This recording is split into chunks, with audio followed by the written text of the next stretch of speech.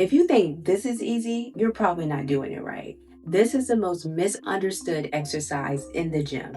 Let me show you why RDLs are the most underrated strength move for women.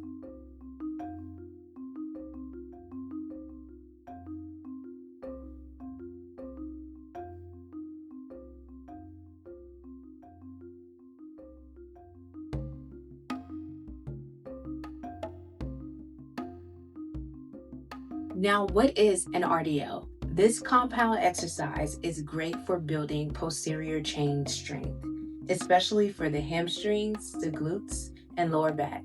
It also improves hip hinge mechanics, flexibility, and posture.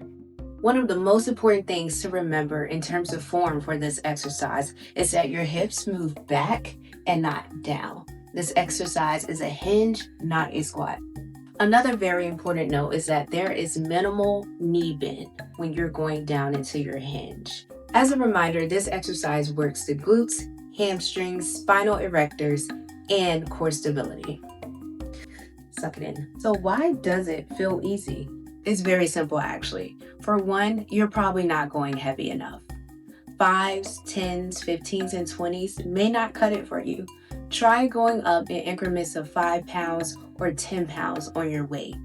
Find a good spot, keep the reps low and the weight high so you can feel more intensity. Common mistakes that make RDLs ineffective: rounding your back, turning the hinge into a squat, hyperextending at the top, and letting your ribs flare. But this is where form is super critical, because if you go too far past the knee, past your shins as well, you can risk lower back injury. And it only takes one rep to ruin the entire exercise for you. So be careful with that one. And lastly, it could be possible that you're rushing the eccentric phase. Control on the way down builds tension.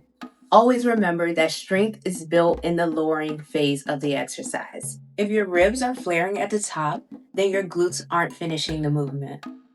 Okay, now let's talk about what a successful and effective RDL feels like. You should feel a deep hamstring stretch.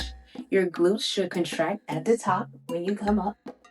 Your lower back should not feel strained, and your core should always feel braced. My favorite cue for working with clients and perfecting this exercise is pushing your hips back like you're closing a door behind you. If you train alone, this is your reminder to slow down and feel what you're doing. So save this for your next leg day. Also comment hinge, HINGE, if you want a full breakdown on how to incorporate and program this correctly into your workout routine.